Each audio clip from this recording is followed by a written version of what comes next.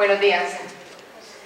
Bueno, el Centro de Investigación en Comportamiento Organizacional CINCEL les da la bienvenida a su última conferencia trimestral del año. En esta oportunidad vamos a hablar de Burnout versus Engagement. Nos va a acompañar en esta oportunidad el psicólogo más reciente, el psicólogo especialista más reciente de CINCEL. Él se llama Pedro Díaz.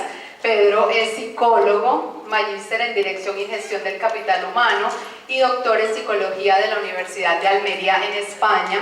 Pedro es profesor de posgrado y de pregrado, autor de diversos artículos de la especialidad y, como ya les dije recientemente, es el nuevo integrante de CINCEL, nuevo psicólogo especialista de CINCEL. Entonces lo voy a dejar con Pedro. Vale, muchas gracias. En primer lugar, me gustaría dar las gracias a CINCEL, al grupo de CINCEL, por confiar en mí, por darme la oportunidad de estar aquí en Colombia, ya que es la primera vez que cruzo el charco, como se suele decir, desde Europa. Y la verdad es que la experiencia está siendo muy bonita, muy interesante. Y sobre todo también dar las gracias por darme la oportunidad de estar aquí hoy con vosotros, esta mañana, para explicaros este tema, que es un tema que a mí personalmente me apasiona, me parece interesantísimo. ¿Vale? ¿Cómo he estructurado la ponencia de hoy? Pues en primer lugar vamos a dar una pincelada sobre Burnout, que es un tema que ya suena mucho, la gente conoce mucho de él, la gente sabe mucho sobre él. Después vamos a ver el concepto de engagement. En tercer lugar, me gustaría dar como unas pinceladas, unas pautas sobre cómo deberían actuar las empresas para intentar evitar tener gente quemada, gente burnout, y tratar de tener gente engaged, gente con una... Es que no me gusta utilizar la expresión motivación, pero es la que más se pega, con una motivación muy extraordinaria. ¿Vale? Y por último me gustaría atender a las preguntas que ustedes me puedan formular sobre la temática. ¿Vale? ¿Qué es el burnout? El burnout normalmente en la empresa comienza aquí, en el momento en el cual la persona entra a formar parte de la empresa. ¿Por qué? Porque es un proceso de desgaste, es un proceso que se va dando poco a poco. ¿Vale?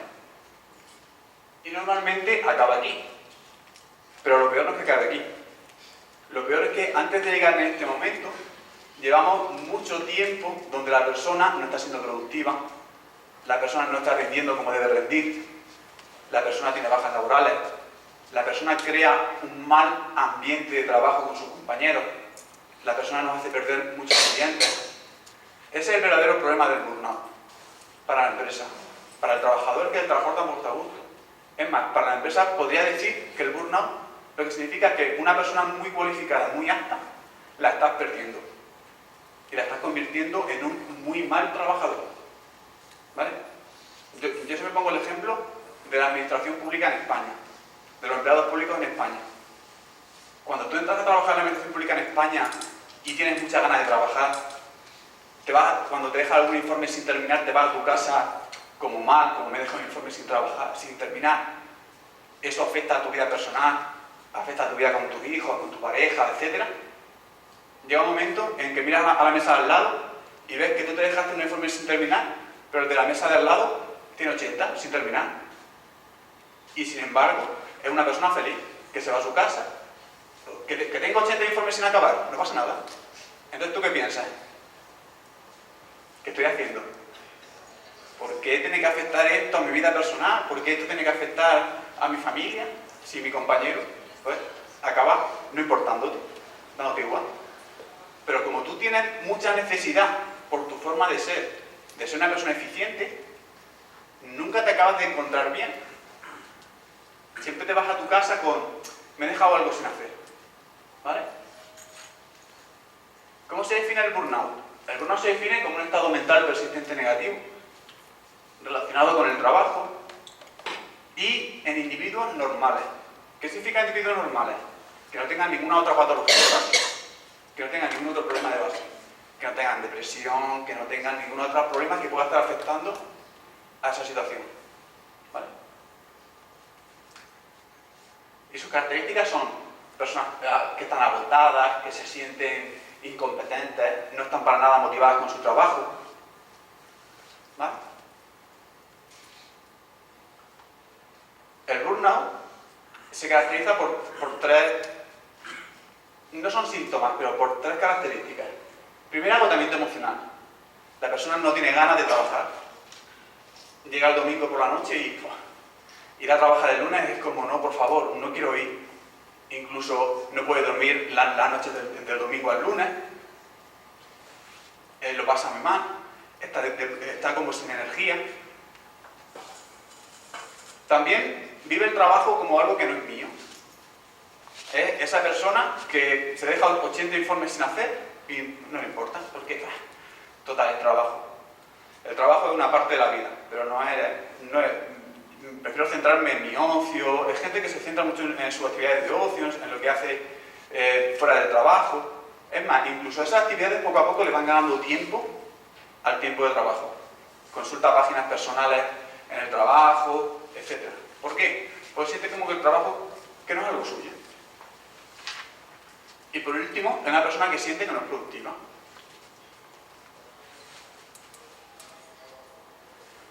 ¿Cuáles son los síntomas que podemos ver en esas personas? Es decir, ¿cómo puedo detectar yo que una persona está sufriendo este síndrome? Pues hay tres tipos de síntomas.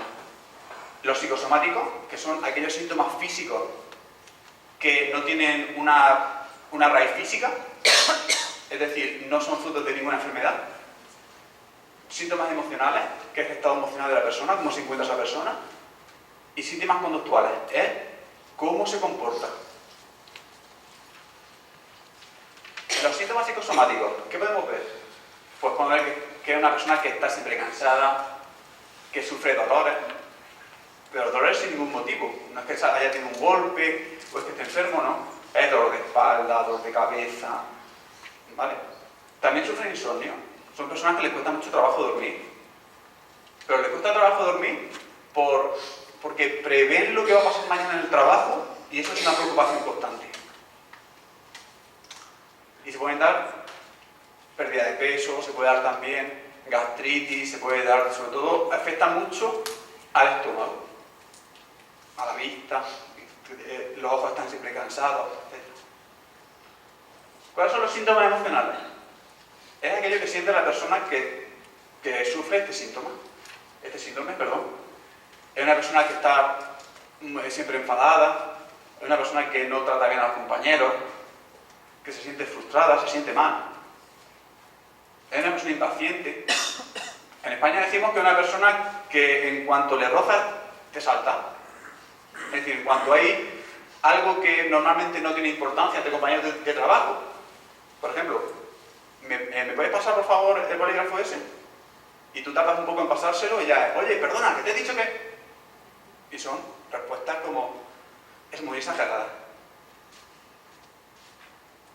Y en tercer lugar, los síntomas conductuales, que son los que más afectan a la empresa.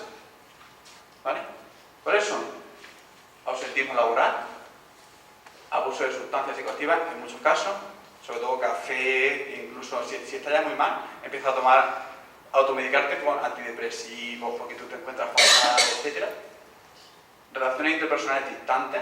Esto se da tanto con compañeros como con clientes. Por lo cual, podéis imaginar la repercusión que puede tener para la productividad de una empresa. Perder clientes por un trabajador así. La persona, como he dicho antes, tiene comportamientos de alto riesgo. ¿Qué son comportamientos de alto riesgo? Por ejemplo, mirar páginas personales de Facebook durante el tiempo de trabajo. O chatear durante el tiempo de trabajo. ¿Vale? Más síntomas conductuales. La persona no se concentra, la vez que se levanta mucho de su mesa.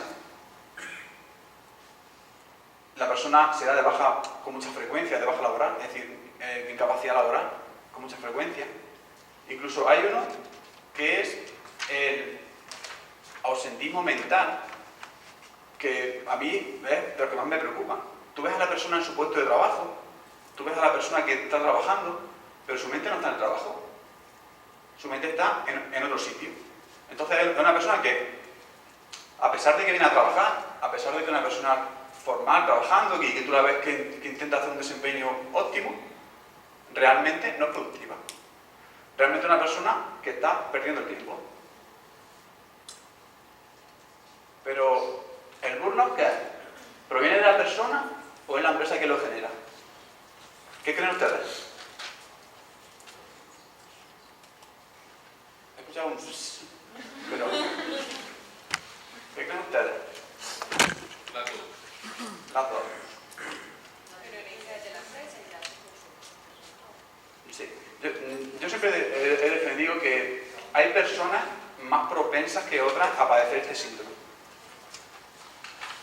¿Por qué personas? Pero son personas con unas características de ellas mismas, por unas características personales muy específicas. Por ejemplo, son personas sensibles que los acontecimientos de su alrededor les afectan mucho.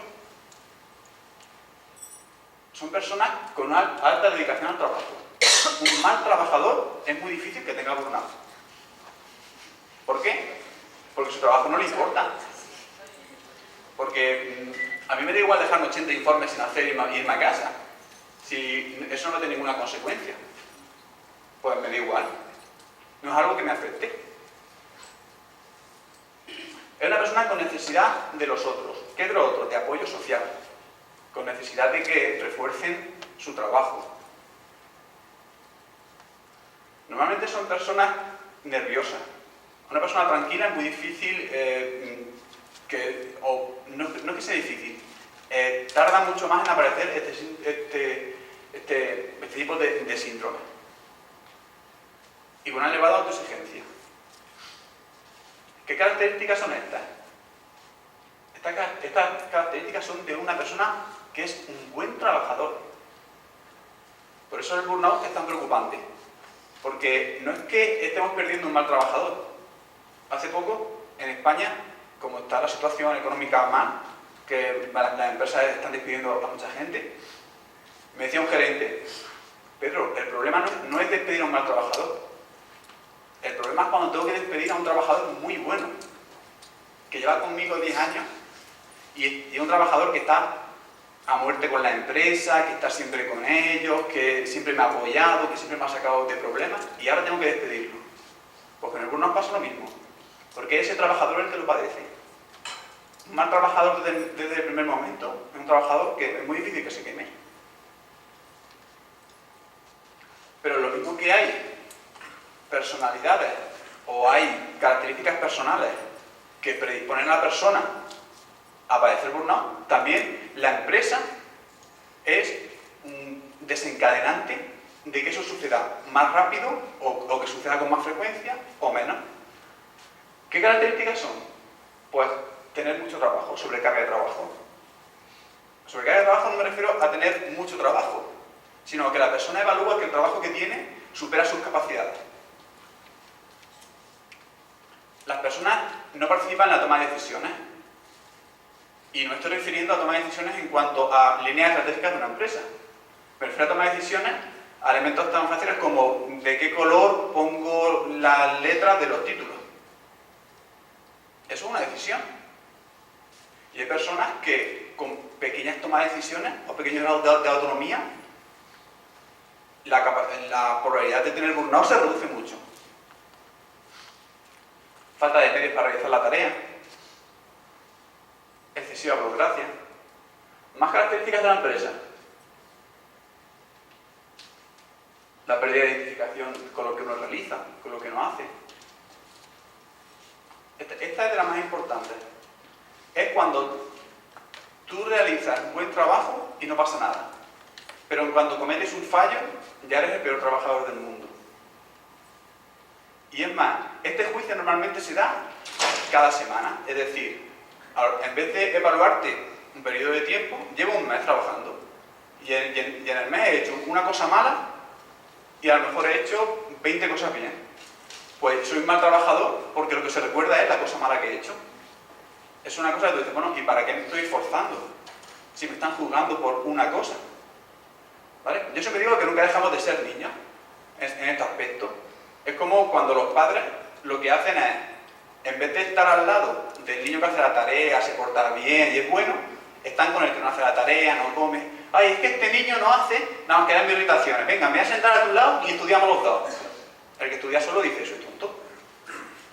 Encima que me porto bien, mi padre con quien se va con el otro. ¿Por qué tengo que hacer yo? portarme mal. ¿Por qué? Porque quiero que mi padre también venga conmigo a mi lado y se siente a mi lado a hacer la tarea. O por ejemplo, cuando hago un esfuerzo extra, como quedarme hasta más tarde a trabajar para acabar un informe y no me lo tienen en cuenta. Es como si no hubiese hecho nada.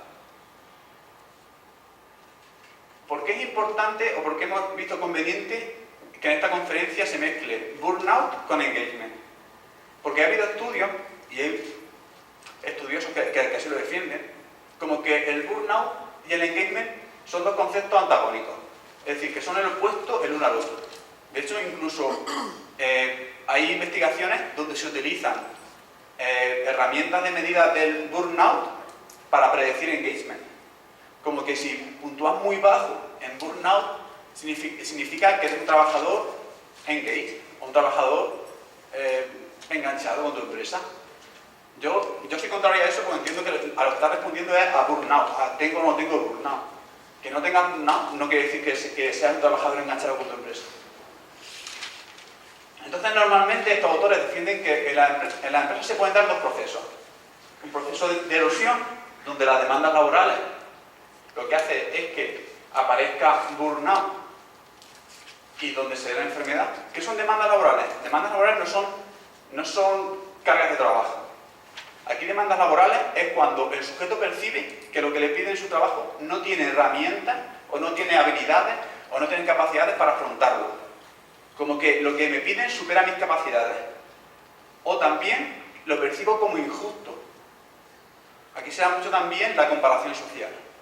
A mí, mi salario es de tanto, sin embargo el salario de mi compañero es por 3 el mío. Y yo considero que trabajo más que mi compañero. Esa percepción de injusticia salarial lo que hace es que te va desgastando. Y hace que, si él gana 3 veces más que yo, tendrá que trabajar 3 veces más que yo. Y si yo percibo que él no trabaja 3 veces más que yo, ¿qué hago? Pues mi rendimiento lo bajo. ¿Por qué? Si de todas formas él gana 3 veces más que yo.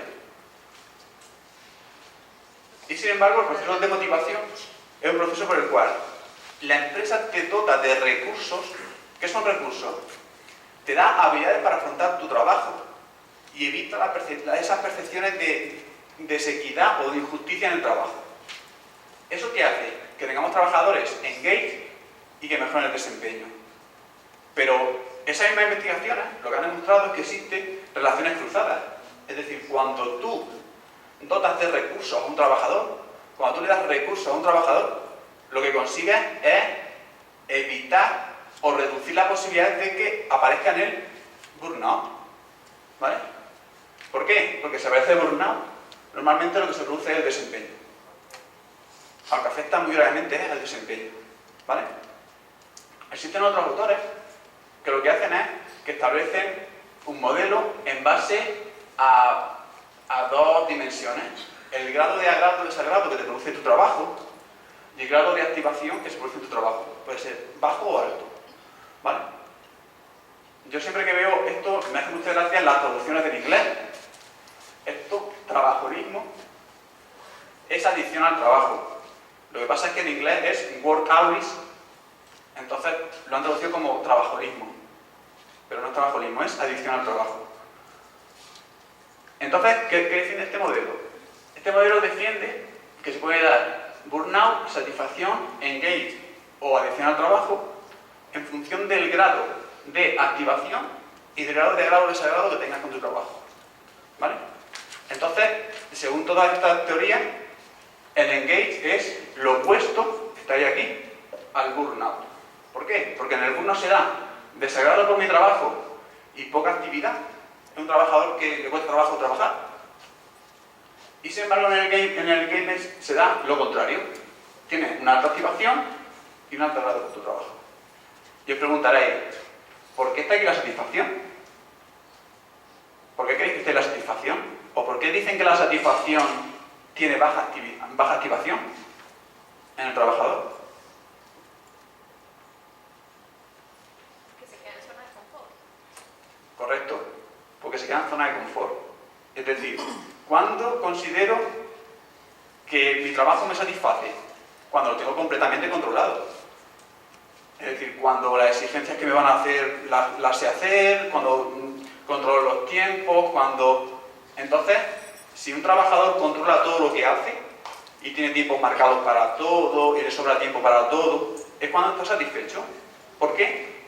Porque el trabajo no ofrece ninguna angustia.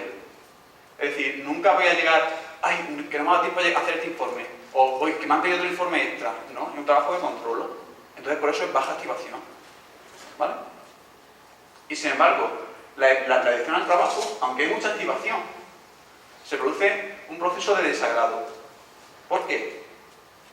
¿Por qué se produce un proceso de desagrado? Venga, que estáis respondiendo muy bien. Los títulos lo damos aquí a los que aprueben el examen, a la salida. Porque una persona adicta al trabajo es una persona que normalmente no se encuentra a gusto en su trabajo. Si es adicta a él, ¿no? Incluso los fines de semana se queda trabajando. Porque normalmente afecta a su vida personal, a su vida en pareja, afecta a la relación con sus hijos. Entonces tú puedes estar muy bien trabajando, o puedes estar muy a gusto trabajando, pero el llegar a casa y encontrar, por ejemplo, yo siempre pongo el mismo ejemplo para esto. A nosotros nos contrataban los procesos de selección una empresa muy importante que hay en España, que se llama Cosentino, que es de la zona que somos nosotros. Hacen encimeras de mármol para las cocinas y hacen cualquier tipo de figura de mármol, incluso ahora están haciendo lámparas de mármol. Dejan el mármol tan fino que le ponen una luz dentro y el mármol resplandece. Y entonces el problema que tenía esta empresa era contratar al alto directivo. El personal de mano de obra era fácil porque casi todos los de las poblaciones de alrededor trabajaban en la empresa. Pero cuando querían traerse un alto directivo, ¿qué hacían? Iban a Madrid, cogían... ¿Quién es el mejor en recursos humanos? Por ejemplo, el director de recursos humanos de Coca-Cola en España. Venga, ¿cuánto me pagan? Tanto. Le pago 2 veces más. Que se venga. Y era un trabajador que aguantaba en la empresa 1 mes, 2 meses, 6 meses como mucho. Y tú decías, ¿qué está fallando aquí? Pues lo que está fallando es que la empresa estaba ubicada en una zona aislada del sur de España. Encima es como una pedanía, que son diferentes pueblos, pero en un pueblo pues no había ocio, no había centros comerciales, no había... Entonces yo me voy como director de recursos humanos con un gran salario, un gran puesto a esa empresa.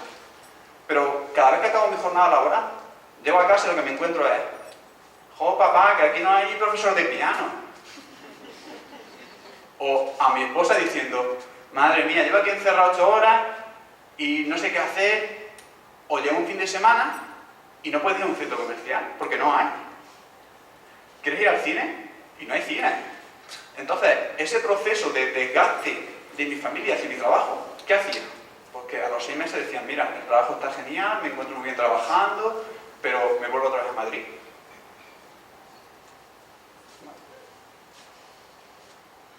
Y entonces vamos a pasar a hablar del engagement, de qué es el engagement y cómo conseguir trabajadores engaged. ¿Alguna vez os habéis encontrado hablando bien de vuestra empresa, de vuestro jefe, o sin que estén ellos delante? ¿Vale? Porque estando ellos delante es fácil. Pero sin que esté el jefe delante, ¿alguna vez habéis encontrado hablando bien de él? ¿O habéis encontrado hablando bien de vuestros compañeros? ¿Alguna vez os habéis sentido orgullosos de vuestro trabajo? Pero orgulloso en plan de decir, estar el fin de semana en una reunión de amigos y decir: pues ¿sabéis dónde trabajo? Yo trabajo en tal sitio. Y que vuestros amigos hayan dicho: ah, mira, qué bien. O sois más de estos de: ¿tú dónde trabajas? No, yo en una empresa.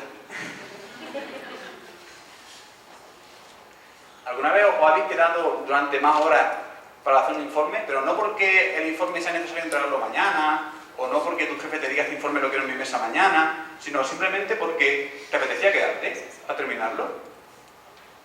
Pues los que hayáis respondido así a estas 3 cosas, tenéis muchas opciones de ser trabajadores engaged, o de ser trabajadores motivados por la tarea. No, es que no hemos de utilizar, y se me escapa todavía, de utilizar motivados por la tarea, porque la motivación es una cosa. cosa y el engage es otra diferente. Yo siempre digo que el engage es más que la motivación. ¿Por qué? Porque un trabajador motivado normalmente es un trabajador que acaba su tarea y se va a su casa. Pero un trabajador engage es un trabajador que está pensando constantemente en cómo mejorar su trabajo y muchas veces lo que hace es que propone ideas de mejora que son muy importantes. Y ojo, que a nosotros era una de las prácticas que mejor nos funcionaba en España. Yo en España montamos entre un profesor de universidad que trabajaba conmigo y un compañero, una empresa de consultoría a organizaciones en temas de recursos humanos, y lo que mejor nos funcionaba era cuando le daban protagonismo a los trabajadores. Pero funcionaba en plata, es decir, en dinero. ¿Cuándo se conseguía mejorar en dinero? Cuando los trabajadores eran realmente los protagonistas. ¿Por qué? Porque si para una vez que me dejan hablar y proponer algo no funciona, nos van a dejar hablar más. Entonces, en cuanto un trabajador hacía una propuesta de mejora de la empresa y la empresa la llevaba a cabo, era una mejora que funcionaba fijo. No, es que si el café en vez de ser de tal marca es de otra marca, como lleva más cafeína, seguro que trabajamos más. Y tú hacías la prueba y no le cambiabas el café de marca, pero le decías que se la habías cambiado y la producción aumentaba. ¿Por qué? Porque para una vez que me dejan opinar, no voy a decir que no. O no voy a hacer que no funcione lo que estoy haciendo. ¿Vale? ¿Cómo definen los investigadores el engagement? Lo definen como un estado psicológico positivo relacionado con el ambiente de trabajo. Y tiene diferentes características. La primera es vigor, es decir, el trabajador tiene mucha energía. Es al contrario que un poco que el burnout.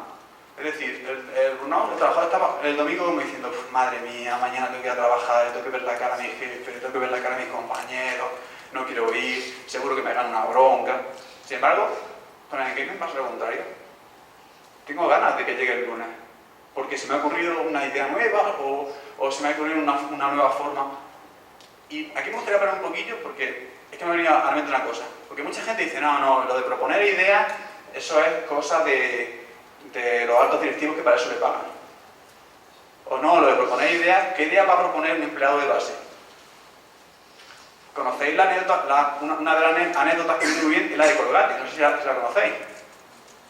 Uno de los mayores beneficios económicos que ha tenido Colgate, la pasta de dientes, en los últimos años, o sea, de un trabajador que creo que se dedicaba a limpiar la fábrica, que hicieron un concurso de ideas.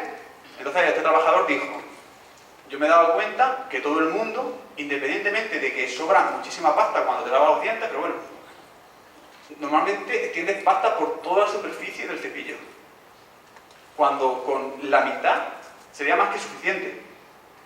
¿Qué podemos hacer? Vamos a agrandar la boca del tubo por donde sale la pasta y entonces gastará el tubo de pasta de dientes antes. Y como es un cliente que compra Colgate, volverá a comprar Colgate.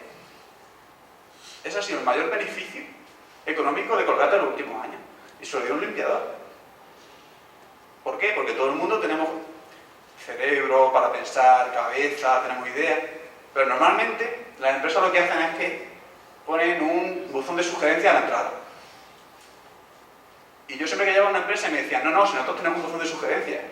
La siguiente pregunta era, ¿lo puedes abrir, por favor? Y cuando tardaban más de media hora en encontrar la llave, yo siempre decía que es porque lo abrieron ayer, por si algún trabajador había hecho alguna idea. Pero lo más seguro es que si alguien ha hecho alguna vez una idea, no sé, por esto de, anda que han puesto un buzón de sugerencias, nunca nadie le contestó, ni afirmativamente, ni negativamente, y entonces se sentiría hasta mal. Es más, no lo dirían de sus compañeros, porque si no se reirían de él. Pero tú te vas a creer que te van a contestar. Parece mentira que no conozcas cómo funciona esta empresa. Sin embargo, si yo he hecho una idea, aunque sea descabellada, y me contestan, estimado señor, atendiendo a su solicitud de propuesta de mejora, después de estudiarla hemos visto que es inviable por este motivo. Pero no obstante le animamos a que siga colaborando, participando, aportando sus ideas a la empresa. Yo esa carta se la enseñaré a mis compañeros. ¿Habéis visto lo que me han dicho? Que siga aportando. Que en este momento no puede ser. ¿Y qué generaría? Que esos trabajadores, que esos compañeros aporten más ideas. Yo siempre recuerdo un curso de formación en una cooperativa hortofrutícola en Almería, donde por casualidades estaba la directora de recursos humanos o de capital humano, porque aquí no gusta decir recursos humanos, es mejor capital humano. La directora de capital humano estaba también el responsable de mantenimiento de la empresa. Entonces, una trabajadora, hablando de estas cosas, de cómo mejorar en una de las cintas que transporta los tomates, de vez en cuando se ralentiza, se para. Y es porque las ruedas que giran de la cinta transportadora están ya muy desgastadas y lo que hace es que se ralentice mucho el proceso. Entonces se levantó la de recursos humanos, miró al de mantenimiento y le dijo, ¿eso es verdad? Entonces el de mantenimiento dijo, no sé, voy a ver porque como hay tantas cintas, puede ser que se me haya pasado. Al día siguiente, por la mañana, a primera hora, estaba la de recursos humanos, la chica de recursos humanos y el de mantenimiento en la cinta, con esa trabajadora mirando que realmente las ruedas estaban desgastadas de la cinta. Y que eso implicaba que, por ejemplo, cuando empezaba a andar la cinta, hasta que le llegaba mercancía al último que había, al último periodo que había, se podía tirar 15 minutos así. Esperando a que llegase hortaliza. Son 15 minutos improductivos de una persona.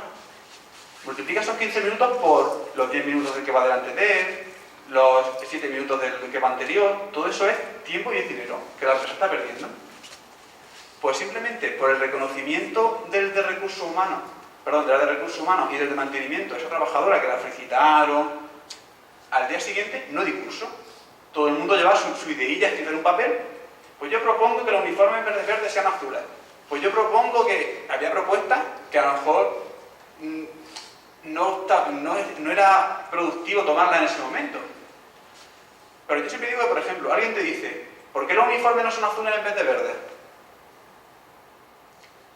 ¿Cuánto dinero le cuesta a la empresa hacer ese cambio de uniforme? Y están motivando a una persona. ¿Vale? La segunda es dedicación. ¿Qué es dedicación? Estás en tu trabajo y es como una inspiración constante, aportando ideas constantemente. Y podríamos hacer esto. Oye, ¿y si mejorásemos esto? ¿Y si en vez de utilizar este tipo de letra utilizamos este tipo de letra para los informes? A lo mejor queda más claro. Y absorción. Que la absorción es que estás en tu trabajo y la hora se te pasan volando.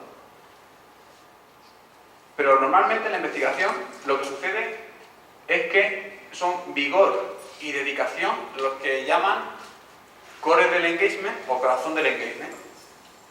¿Por qué esas dos? ¿Alguien que se lance? Tú no. Pues porque la absorción también se da en otro tipo de trabajadores. En el trabajador adicto al trabajo, es un trabajador que también se siente absorbido por su trabajo. Entonces, los investigadores están viendo si separar esta dimensión de lo que es engagement y dejar solamente las otras dos. Porque un trabajador adicto, por ejemplo, un trabajador que también se siente absorto en su trabajo. Lo único es que no es un trabajador que se encuentra con vigor y no es un trabajador que tiene una dedicación. ¿Vale? Pero yo pregunto, ¿cuándo una persona se siente engaged?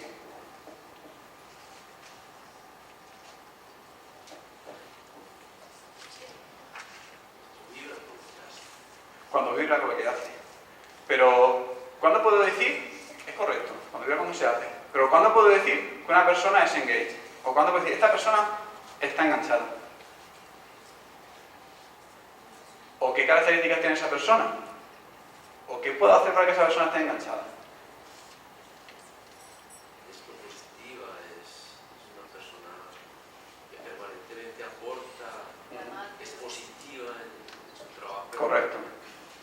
Es una persona que genera recursos para la empresa.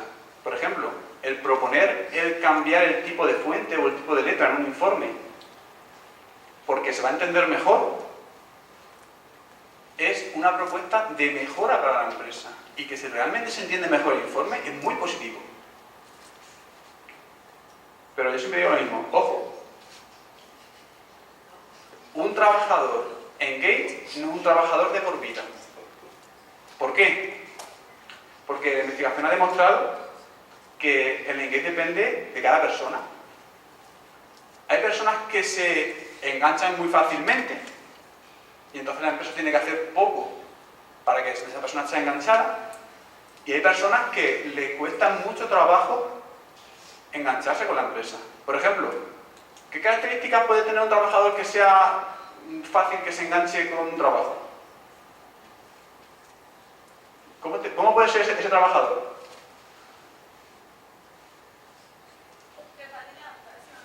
De fácil adaptación, muy bien. Flexible. Con unas ganas de sentirse importante dentro de la empresa. O que se tiene en cuenta. Y con capacidad innovadora. Por ejemplo, hace poco leí un artículo donde comparaban a trabajadores europeos y trabajadores de China. Y los comparaban cuando el jefe trataba de que fuesen autónomos en su trabajo. El trabajador europeo y americano, que un jefe le diese autonomía en su trabajo, era como muy motivador. Sin embargo, el trabajador chino era como, tengo otro marrón encima que me están diciendo que sea autónomo. Que no es que me dan órdenes simplemente y yo las cumplo, que es como a mí me gusta trabajar, porque me da tranquilidad, me da seguridad, quien toma las decisiones es otro, sino que encima ahora me dice mi jefe que sea autónomo. Pues no. ¿Qué pasaba? Que en China, cuando se intentaban implantar sistemas de autonomía en el trabajo, lo que se producía era un descenso de la productividad y un aumento de la percepción de estrés. Sin embargo, en Europa y América pasaba lo contrario. Como que tu jefe te diese autonomía en tu trabajo era algo que te hacía que trabajasen más y que tu desempeño creciese. Pero no solamente fluctúa la capacidad de engagement en cada persona. En una misma persona, en cada momento. Por ejemplo, si el día anterior tuve una discusión con mi esposa, por ejemplo, y llego al trabajo, será mucho más difícil que yo sienta engage por mi trabajo. Porque tengo otros problemas, es como digo, es mi mochila emocional. Yo soy una persona y llevo una mochila emocional donde voy guardando mi experiencia, mis emociones. Y cuando entro al trabajo, no me quito mi mochila y lo que hago es que la dejo a la puerta y soy un trabajador perfecto, ¿no? Llevo mis problemas, por ejemplo, si mi hijo está enfermo, si son problemas que llevo al trabajo. Y mi pregunta es, si esto depende de cada persona y por mucho que yo haga como empresa, puede ser que no consiga que el trabajador se enganche. Y si encima esto, aunque consigo que el trabajador se enganche, puede ser que 2 días sea un trabajador enganchado y motivado y al tercer día no porque ha tenido un problema con el coche. ¿Por qué me interesa a mí como empresa tener trabajadores enganchados? ¿Por qué? Porque generan valor. Porque aunque esté enganchado 2 días, son 2 días que me está generando valor ese trabajador. Por ejemplo, existe en las publicaciones científicas lo que llaman el ciclo del engage, que es cuando la empresa me da recursos, puede conseguir que yo esté engage. Y eso lo que potenciará mucho es mi iniciativa personal. Es decir, que todas las pequeñas ideas que yo he ido acumulando en mi experiencia de cómo podría mejorar mi trabajo, las saque. ¿Y eso qué va a generar? Un aumento de mi capacidad de innovación y que la empresa tenga cada vez más recursos. Por ejemplo, si cambiar el tipo de letra en el informe consigue que el informe sea más claro para el cliente y consigue que lo entiendan mejor, ese cliente hablará mejor de mis informes y tendré más posibilidades de que empresas que se relacionen con esta empresa cliente mía le llegue, mira, fíjate qué claridad tiene el informe que me ha entregado, y eso puede generar, o será más fácil que tener más clientes. ¿Vale? Y porque el engagement en general es una herramienta perfecta para una mejora del desempeño. Pero tiene como 4 mecanismos de afectar el desempeño. El primero es que los trabajadores engage experiencian en positivo. Es decir, sus experiencias con el trabajo son positivas. Me siento orgulloso de hablar de mi trabajo. Veo mi trabajo como un reto. Que mi jefe llegue y me diga, Pedro, ¿qué opinas de esto? ¿Cómo lo ves tú? Mi jefe ha venido a preguntarme a mí si me gusta cómo está haciendo él un trabajo. eso hace que mi autoestima vaya subiendo y que me sienta importante. Por ser en un mejor estado de salud, no es que sean más saludables, sino que tenderán menos a enfermar con enfermedades de estas livianas de 2 o 3 días en casa, gripes, etc. De hecho, incluso en España, algunas empresas están ya potenciando habilidades de salud para los trabajadores, pero para evitar enfermedades leves, tipo gripe, etc., porque son las que mayor nivel de baja laboral dan. Es decir, un accidente de coche, un accidente de tráfico, es una baja laboral, pero si yo cuento los días de baja en mis trabajadores, las mayores bajas serán por procesos de gripe, por catarro, ¿vale? Entonces, por ejemplo, políticas de cuando toca la hora de almorzar, le pago zumo de naranja a todos mis trabajadores para evitar que cojan la gripe, se está poniendo en práctica en muchas empresas. Y están evaluando si realmente se reducen los días de gripe en sus trabajadores. Son trabajadores que generan sus propios recursos, que generan sus propios mecanismos de hacer el trabajo y siempre intentando optimizar el que existía previamente, intentando mejorar lo que hay previamente. Y desde mi punto de vista, lo más importante, transfieren ese optimismo a los demás. Es decir, no solamente son positivos ellos, transmiten el positivismo a los que hay a su alrededor. Que es lo contrario que pasa en el burnout. Si yo a mi compañero le grito, tendré más posibilidades de que él a mí me grite. Sin embargo, si yo con mi compañero tengo un trato cordial, amable, con una sonrisa siempre, tengo más opciones de que él me sonría. Yo se lo comentaba a mis nuevos compañeros que ya tenía que cambiar de estrategia, porque en España yo utilizaba una estrategia que yo llamaba la estrategia de los 3 metros, que es cualquier cara que me sonase de algo, aunque no supiese quién es, y pasase a menos de 3 metros de mí, yo un saludo, buenos días. Y al principio te miraban como, ¿este quién es? Porque me has saludado. Pero tú te seguías encontrando con esa persona y cuando pasaba cerca de ti, buenos días.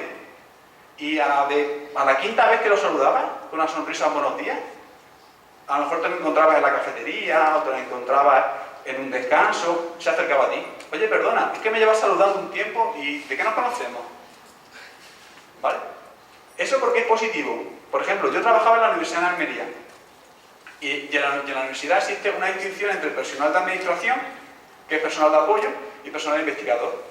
Y el personal de administración es como con procesos muy estructurados. Es decir, no, tienes que traer la foto con fondo azul. Y tú, pero se trae con fondo blanco, ¿qué más da? Si soy yo, soy el mismo, con fondo azul y con fondo blanco. No, aquí pone que es con fondo azul y tiene que ser con fondo azul. Y sin embargo, si por casualidad esa persona que tenía que recibir la foto era a quien tú habías saludado, no, Pedro, no te preocupes, que vayas con fondo blanco no es necesario. Te facilitaba mucho la vida. Y mis compañeros me decían, ¿y tú cómo has conseguido que te transmiten esta factura si al fin de la empresa le faltan 3 dígitos?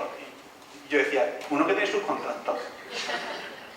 Pero era porque yo había generado en aquellas personas que habían alrededor un sentimiento de, como yo digo, de buen rollo, de buen ambiente. Era una persona que me saluda con una sonrisa.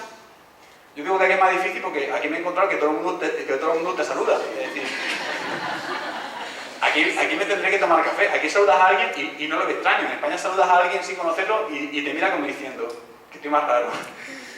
Me ha hecho hola sin conocerlo. Pero entonces, ¿qué puede hacer la empresa o qué puede hacer una empresa cuando quiere que sus empleados se sientan engaged? Pues el nivel de intervención normalmente se puede dar a 3 niveles. A nivel individual, a nivel de grupo y a nivel de organización. ¿Cómo se interviene a nivel individual? Pues por ejemplo, detectando fuentes de estrés y eliminándolas. Es decir, detectando, por ejemplo, aquel jefe que es bien duro, que es un jefe que trata mal a sus trabajadores, etc. Y no despidiéndolo. Yo siempre digo que despedir siempre tiene que ser lo último. Pero mostrándole al jefe otra forma de dirigir a sus trabajadores. Y que esa forma de dirigir es una forma de dirigir más óptima. Por ejemplo, muchas veces nos hemos encontrado con gerentes que tienen unos niveles de ventas altísimos y son reconocidos por sus empresas por esos niveles de ventas. Pero, ¿qué pasa? Cuando entrábamos a intervenir la empresa, analizábamos niveles de ventas y niveles de costo. Es decir, cuánto le cuesta a la empresa la rotación de trabajadores que tiene ese jefe. Y nos encontrábamos algo curioso, que dejaba de ser productivo. Y es más, los equipos de dirección de las empresas te decían: ¿y cómo me estás afirmando que tal persona no es productiva? Si es el que más ratio de ventas tiene de todas mis áreas. Y tú decías, muy sencillo, ¿cuánto te está costando en salud, en bajas laborales este jefe? ¿Cuánto te está costando en rotación de trabajadores? Trabajadores que con 2 meses estando con él se te van. Y ese costo es el costo del reclutamiento de currículum, el costo del proceso de selección, el costo de la formación de ese trabajador. Y si es un trabajador con experiencia, el costo de la experiencia de ese trabajador, que se le está yendo. Y a la nueva persona que reclutes para ese puesto, o a la nueva persona que selecciones, tendrás que formarla, y para que vuelva a ser igual de productivo que era esa persona que se te ha ido, tiene que pasar por lo menos 1 año para que alcance el nivel de productividad de una persona con experiencia. Todo eso son costos que ese jefe, que era muy bueno en ventas porque trataba mal a sus trabajadores, tiene. Vamos a dotar a esos trabajadores de habilidades sociales. Lo de la regla de los 3 metros, yo lo contaba siempre que daba una formación en España y la gente se quedaba con ellos. Y alguna vez me ha pasado que me he encontrado después con un alumno y me decía: pues ¿sabes que utilizar la regla de los 3 metros y funciona? Y yo decía: claro que funciona. Y muchas veces el problema de la gente es que le cuesta trabajo esas habilidades sociales externalizarlas, sobre todo cuando tienes personas a tu cargo. Pues tenemos la percepción de tener personas a nuestro cargo es ser duros, ser firmes, ser estrictos, y casi vamos a conseguir que las personas nos respeten. ¿Vale? ¿Por qué no obligar a la gente a desconectar en el trabajo? A desconectar fuera del trabajo. De hecho, hay muchas empresas que ya organizan el ocio de sus trabajadores, o más que organizar, lo facilitan. Descuentos en gimnasio, descuentos en parques de atracciones, por trabajar en tal empresa, cuando organizamos eventos sociales. ¿Para qué? Para que tenga vida social fuera del trabajo y no esté pensando en el trabajo. Una persona que siempre piensa en el trabajo es una persona que llegará el lunes agotada. Vamos a hacer pequeños descansos en el trabajo, cada hora 5 minutos de descanso, o cada hora, ¿vale? Y que esas personas tengan objetivos reales y que puedan cumplir, y que vean que los cumplen. Eso a nivel individual. A nivel grupal, intervenir en grupos. Vamos a fomentar las relaciones entre esos grupos. A nosotros nos funcionaba muy bien una estrategia que era que un grupo conflictivo o problemático dentro de una empresa nos llevábamos fuera de la empresa un viernes y un sábado y dormíamos en el hotel. Entonces organizábamos actividades y poníamos a los más conflictivos, a los que peor se llevaban entre sí, los poníamos a colaborar. Y a lo mejor el premio era que al equipo que ganase, en las pruebas que hacíamos, se les pagaba un fin de semana de hotel para él y para su familia, a todos los miembros del equipo. Entonces yo, por muy mal que me lleve con él, si quiero irme un fin de semana con mi mujer y con mi hijo a un buen hotel, tengo que colaborar. Y voy a descubrir cosas de él que en el día a día del trabajo normalmente no veo. Como que, pues mira, pues me cae muy mal, pero tiene buenas ideas, aporta. O por ejemplo, su idea de coger otra ruta diferente nos sirvió para ganar la prueba. Es una persona con capacidad de innovación. Y mi percepción o mi visión de él cambiará. Vamos a facilitar la formación y la información.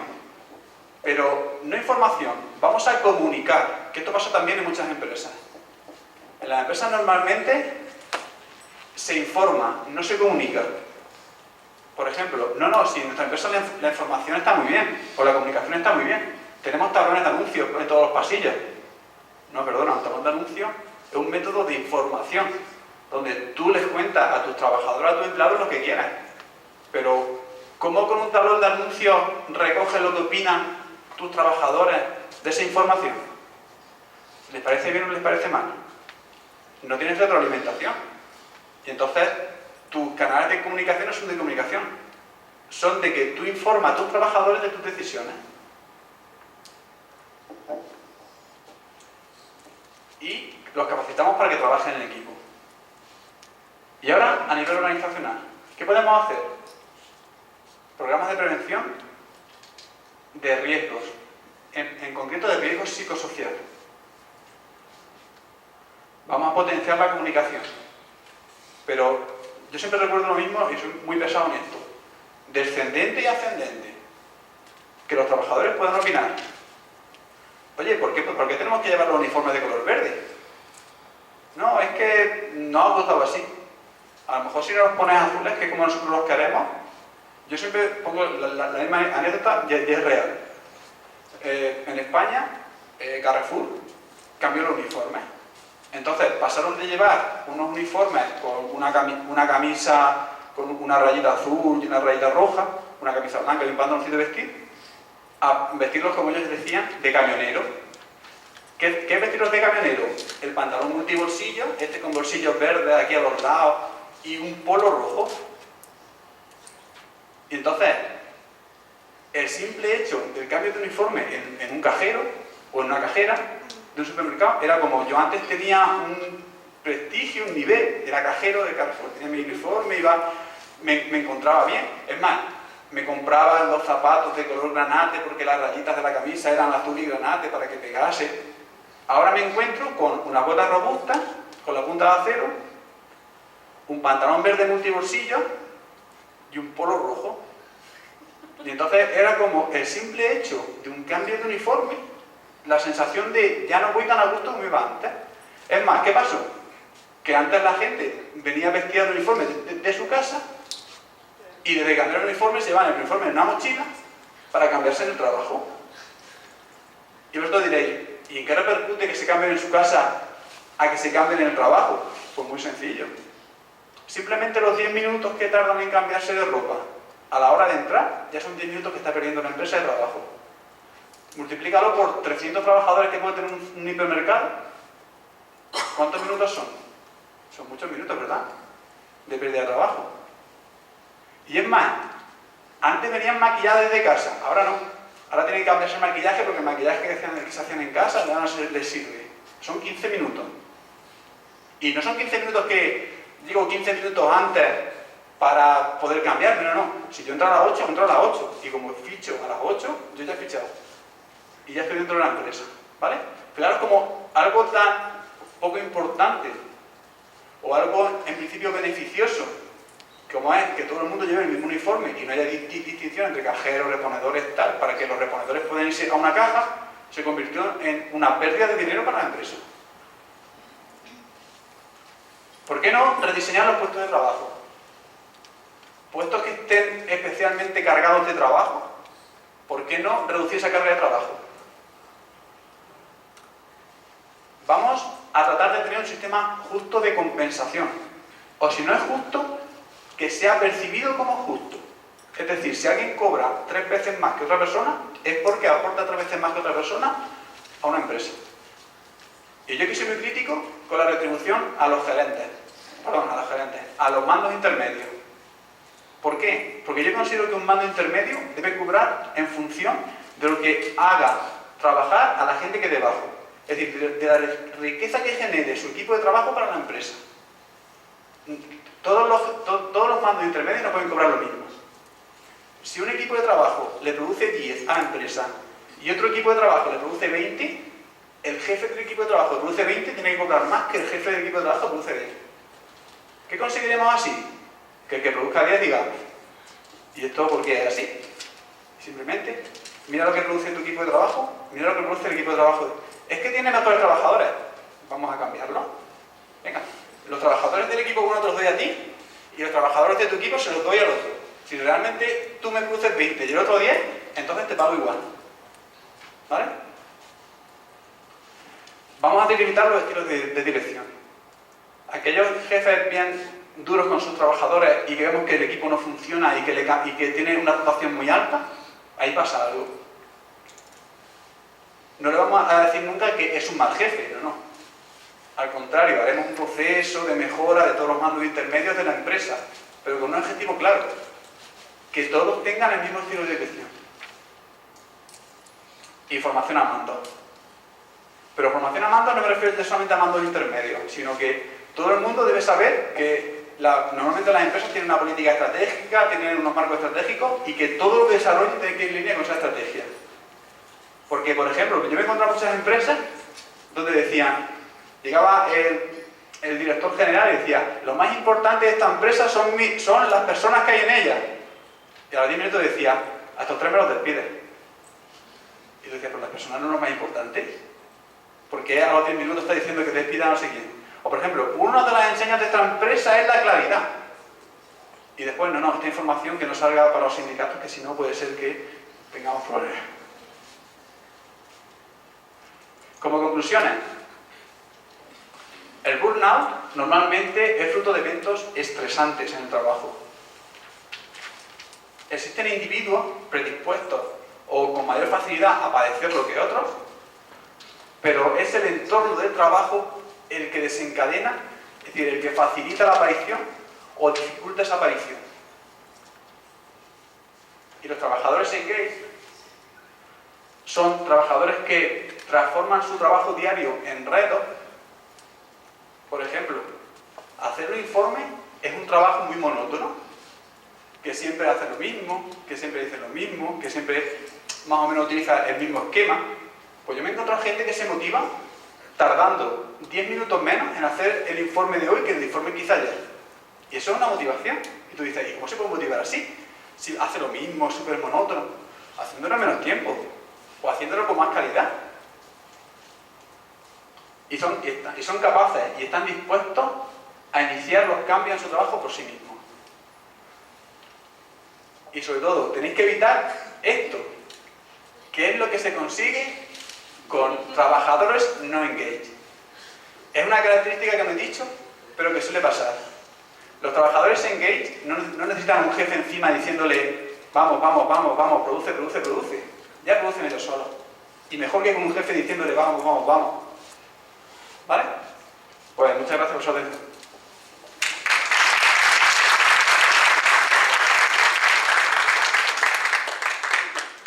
Ahora, como por mi reloj quedan 2 minutillos, si tienen alguna pregunta o quieren comentar algo.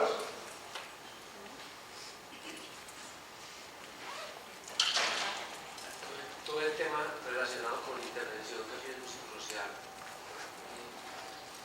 En Colombia pues estamos apenas que aquí implementar, relativamente existe. ¿Escucháis por atrás? Sí. Entonces, quería conocer un poco la experiencia de lo que has vivido en España.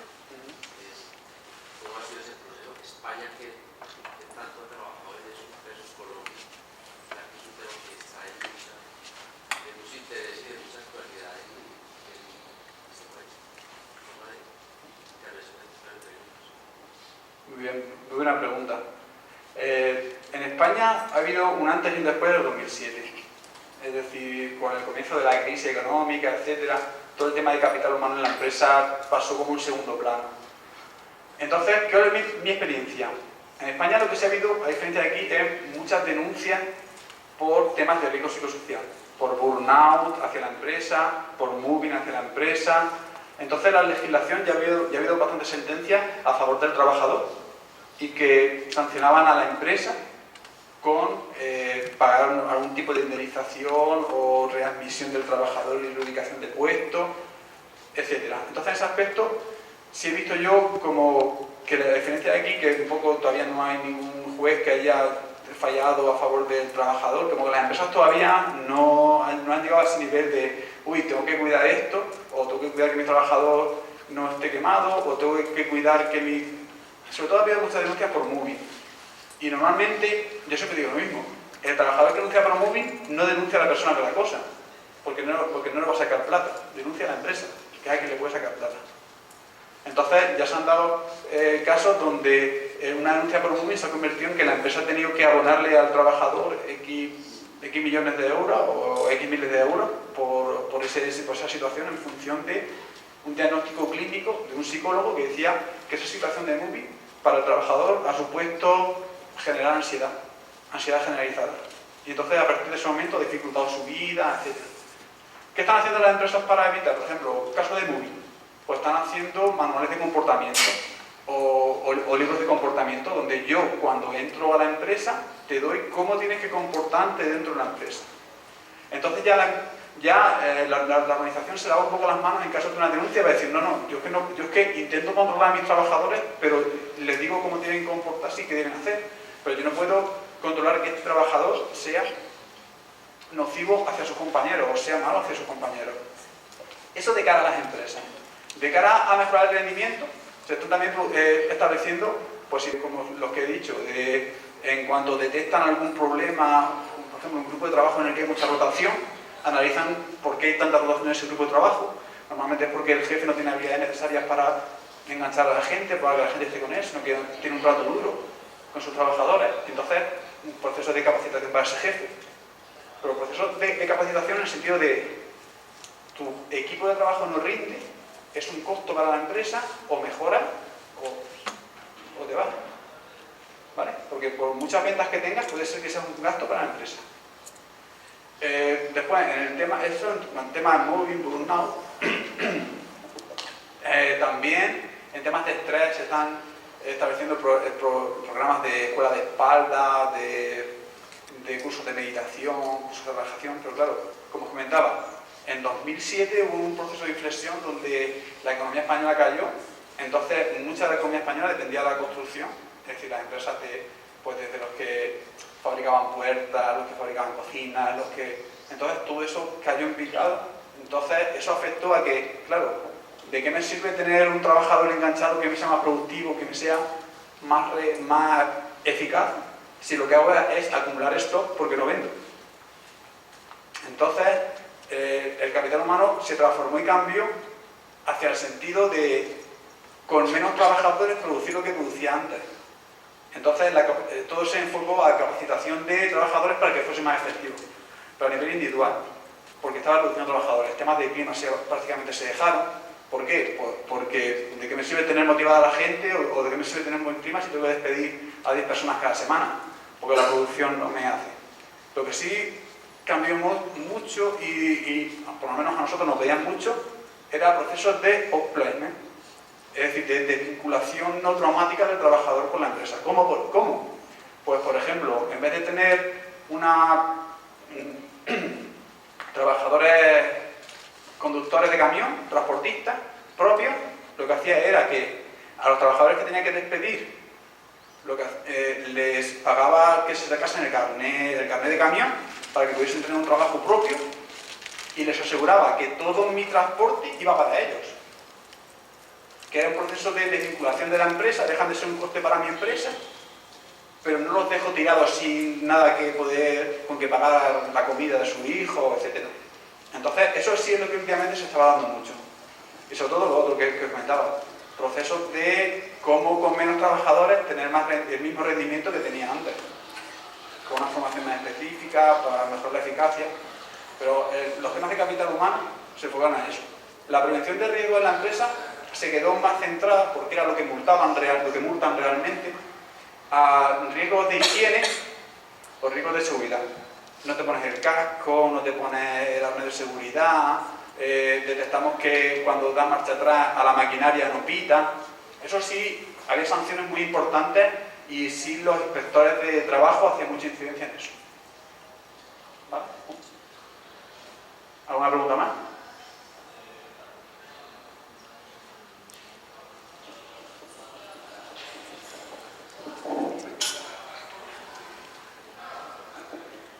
Gracias. En el desarrollo del burnout, desde que Freud lo describió, paralelo ha ocurrido el concepto de desgaste psíquico. Usted planteaba que siempre hay nuevos antecedentes en condiciones individuales y el papel organizacional de desencadenante. Ellos proponían el desgaste psíquico para plantear y hay evidencia al respecto de que no todos los que desarrollan burnout tienen características personales que propenden por él. justamente el desgaste psíquico es eso, es decir, la exposición continua y crónica a condiciones que terminan minando condiciones individuales. Y usted propone más bien el trabajo como desencadenante. ¿Qué opinión le merece con esta evidencia que hay en el sentido de que el papel del trabajo no siempre es desencadenante, sino causa del burnout?